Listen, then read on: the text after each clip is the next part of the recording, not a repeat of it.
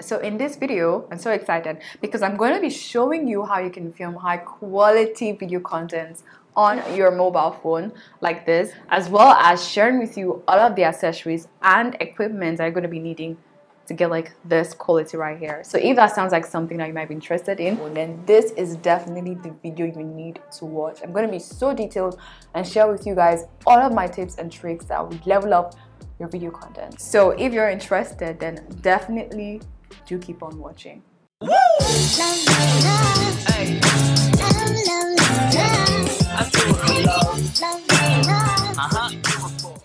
I really want this to be the most comprehensive video when it comes to creating video content on your mobile phone. I want to be sharing with you guys ways that you can level up your video content if you're someone who films on your mobile phone, or if you're also someone who wants to start filming on your mobile phone. I want to be sharing with you guys tips, ways, equipment that you can use to level up your content when it comes to creating on the mobile phone. I want to start off with the equipment and accessories that you can use to make this, your mobile phone, seem like a high quality DSLR camera.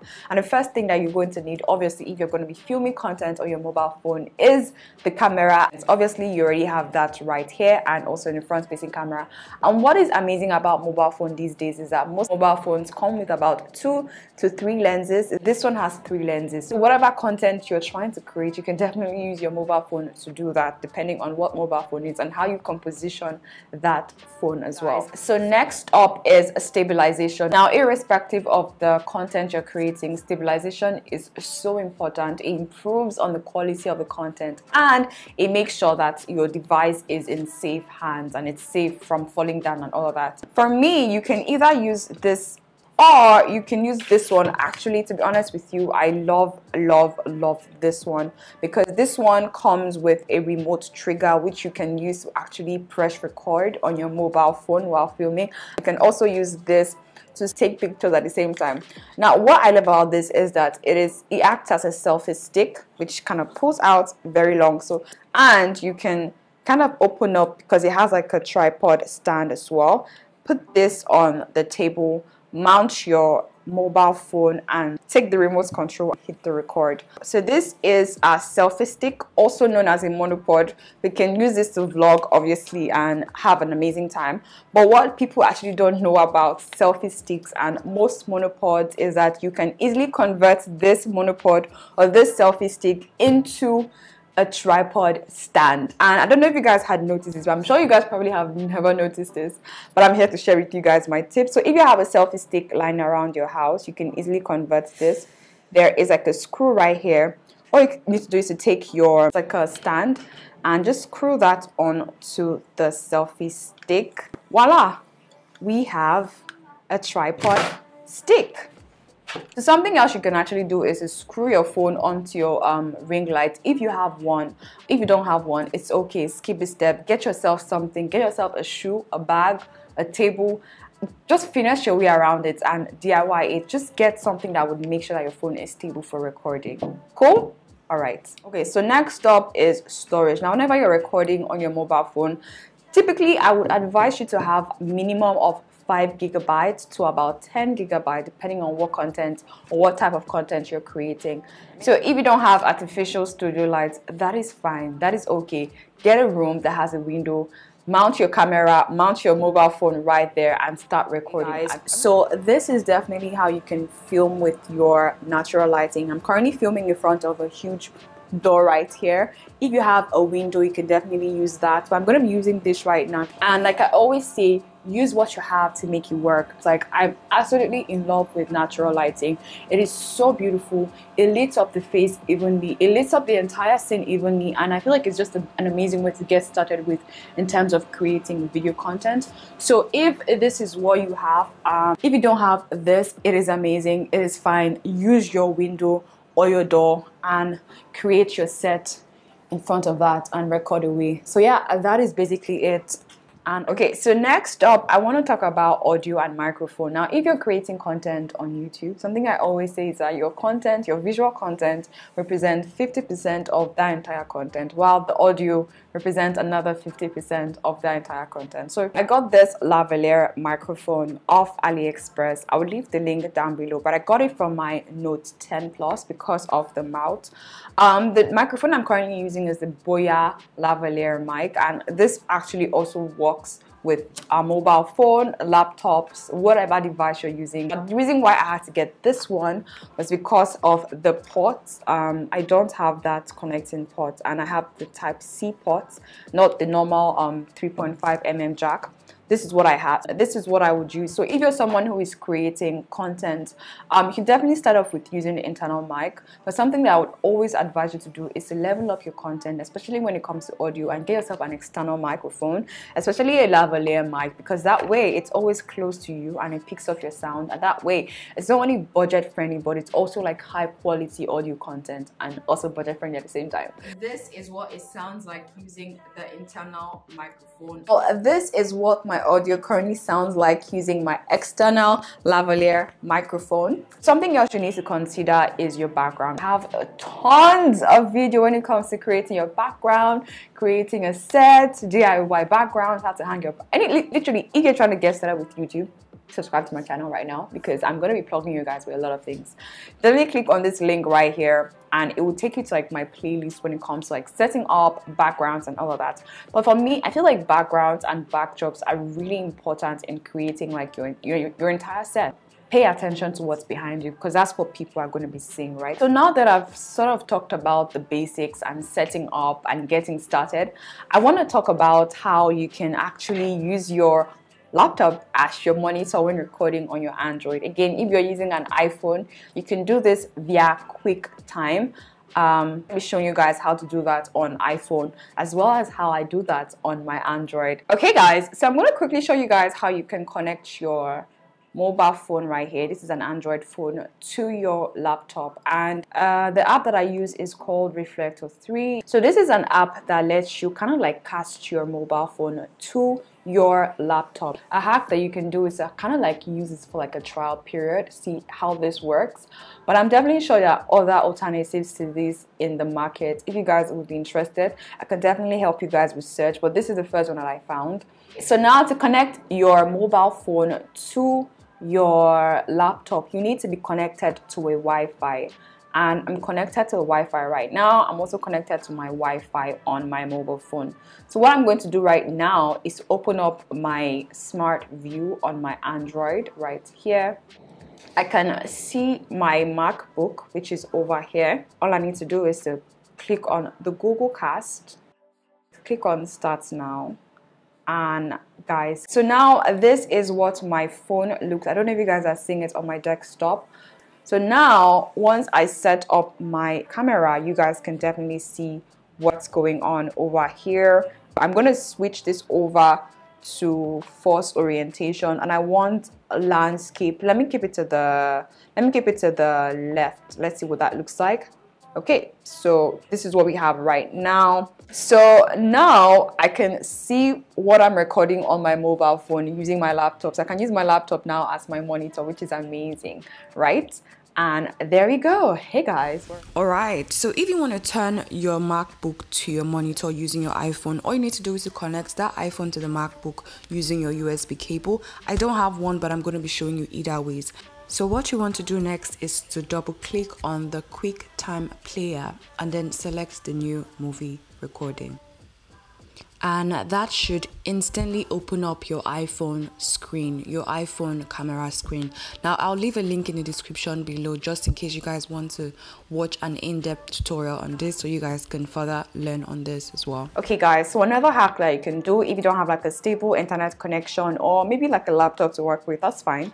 Something that I used to do when I started off with this is to use my mirror as my viewfinder. That way I can see myself. Hey guys, just set up my tripod and have this in front of me. So now we have turned our mirror into our viewfinder. I don't know if you guys can see this, but now we can see exactly what's going on our mobile phone through our mirror. So now that I've shown you guys ways on how to kind of create your setup, create a monitor, what you need, I'm going to go ahead to set everything up and then share with you guys tips, tricks as well while recording and also before you start recording. I'm going to go over to my camera settings and show you guys how I set my camera to get the best quality. I'll probably have it up somewhere here so you guys can see the entire step-by-step process that I'm doing right now. The first thing I usually do is to change my video quality. Now, depending on what you're editing with, depending on your memory as well, and depending on the device that you're using, something I would advise you to do is not to go below 180p, and that is what we have right now. That is FHD. Do not go below that. That way you get the best quality. But if your phone has the option to record in 4K, then you should be recording in 4K at least. That way you get better quality, you get sharper quality, and it looks amazing. So just for the sake of this video, I'm going to be recording in 4K. So I can also record in 4K using my front camera. I'm also going to change that just in case you guys prefer using your front camera as well. I'm not a fan of that. The front camera is always inferior compared to the back camera. So definitely use this back camera anytime you want to be recording on your mobile phone. Now, let's go to tracking. Now, tracking for me is a must. I always have it on auto tracking, and that way whenever I move, the camera tracks me just like it's doing right now on my DSLR camera. Okay, so now that we have this set up, I am going to set up my camera as well. I'm going to be using this tripod right here. So you want to make sure that you're compositioning this. Okay, so now I really love how I've compositioned this phone. So something else that I always advise you to do is to wipe your lenses clean, whether you're using your DSLR camera or your mobile phone. That way you get like crisp, sharp quality out of the video. I'm just going to go ahead to fix my audio. Just clip this on. Alright guys, so now that we have our camera and lenses, we have the tripod, the lighting, we've connected it to our laptop so that way you can use it as a monitor. So this is what we're looking like right now. So something that I usually like to do is to kind of lock the focus. So I'm going to click on myself. I'm going to click on it and lock that, but reduce the brightness a bit. Just take this down. You can reduce the brightness or increase the brightness, right? But I'm going to reduce it down a bit just because sometimes I feel like my Samsung phone overexposes me, and I'm not a huge fan of that. But this is what we are looking like right now. If you're doing like a sit down talk like this, feel free to lock your exposure and your autofocus at the same time, so that way it's the same thing throughout the entire video. Okay, I've locked in my exposure, so that way even if I move out of frame and I come back, it's the same thing all through. I have the same lighting all through, and that's why it's important to do that. Okay, so now I just went ahead to turn off the autofocus as well as exposure lock on me. When I go off, the exposure changes, come back, the exposure changes. I'm just going to click on the button for it to start recording, and there we go. So we're recording right now, guys. We are currently live. I'm controlling it with the pen. If I'm done recording, all I need to do is to press the button again and it stops, right? If you don't have this pen, an alternative would be to get this right here. So something else that I usually see creatives do is filming with the front camera. Now I'm quickly just going to switch over to the front camera so that we can actually record with this and then show you guys the difference in terms of the quality.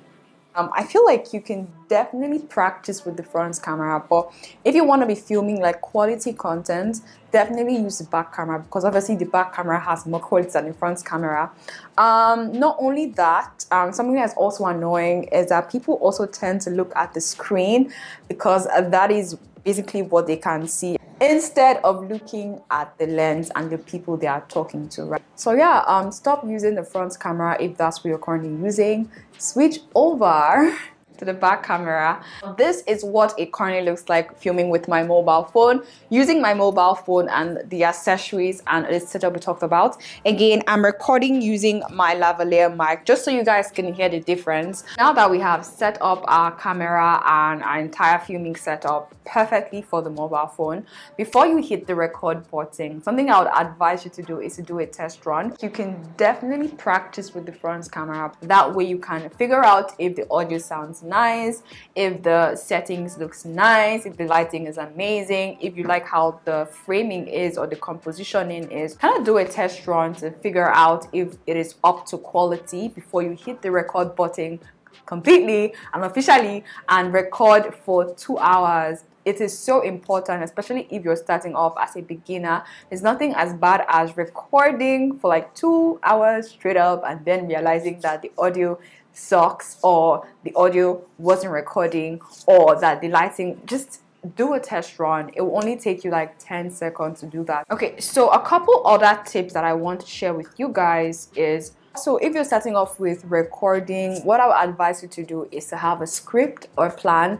So that way, when you're recording in front of the camera, you're not rambling and you're not saying and you're not talking off script and you don't have like 5 hours worth of footage. Have a plan so that way you are always on point and always on check, right? And something that I also want to advise you on in terms of recording is to make sure that you're always looking directly at the lens. Try as much as possible to practice. Just practice this over and over again. This makes your content a lot more professional as opposed to looking elsewhere or up, down or into the, just look into the lens, no matter what the lens is. Look directly straight on into the lens. So that way you're talking straight on to your audience and you look a little bit more professional, guys. So another tip I want to share with you guys is after you've hit the record button, I want you to pause for at least 3 seconds and count that in your mind before you start recording, because the reason why I say that is, let me just show you guys sometimes. So you hit the record button and you just count to 3. 1, 2, 3, then you can start recording. Hey guys, and welcome back to my okay guys, so I don't know about you guys, but I thought this video was amazing. I feel like it was so helpful, and if you felt the same way, let me know down in the comment section what you particularly loved about this video. And if you like this video, then you definitely love my other videos, definitely click on this links right here to watch my other videos on how to get started with creating content on YouTube, and also subscribe to my channel because I do come out with content similar to this and you'll find that amazing as well. So yeah, I'll definitely see you guys in this videos. Thanks for coming by and thanks for sticking around with me. Bye guys.